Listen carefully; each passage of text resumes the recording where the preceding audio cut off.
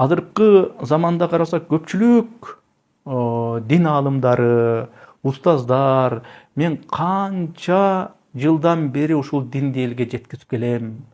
Мен 10-15 жылдан бери, 20-30 жылдан бери ушул ыйман жолун элге түшүндүрүп келем деп айтса жараша турган устаздар, ошентип сүйлөсө жараша турган аалымдар бизде аз эмес.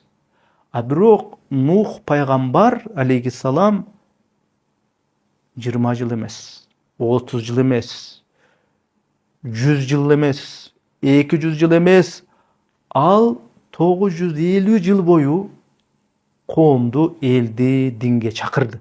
Эй адамдар, могу туура жол, могу жакшы жол, жакшы жашап өтө турган, Кудайга жага турган жол, дегендей жамандык кылбагыла, ондой жакшылыктарды жасагыла деп тынбай өзүнүн коомун Нух алейхиссалам 950 жыл бою динге чакырды. Бирок анын сөзүнө муюп, туура айтасыз, биз сенин айткан эрежеңе муюдук, көндүк деп макул болуп, анын чакырган жолуна, динине киргендер өтө аз болду.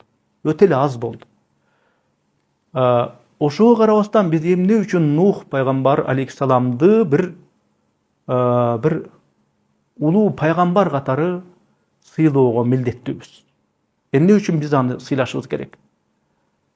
Анткени мейли аны ээрчигендер аз ганактай эл болсо дагы ал тынбастан, ал ушу жылдар бою, кылымдар бою кылган туруктуу аракети үчүн, динге кылган кызматы үчүн биз аны сыйлоого милдеттүүбүз.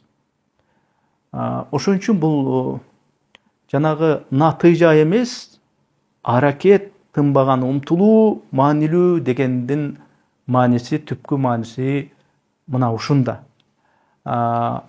Демек, мындан биз үлгү алып, биз дагы ушул өзүбүздү мусулманмын деп эсептеген ар бир адам, ар бирибиз бул тынбаган аракеттин, кажыбас бир эмгектин, мээнеттин артынан түшкөн бир талыкпаган мээнеткеч бир адамдар болушубуз керек экен.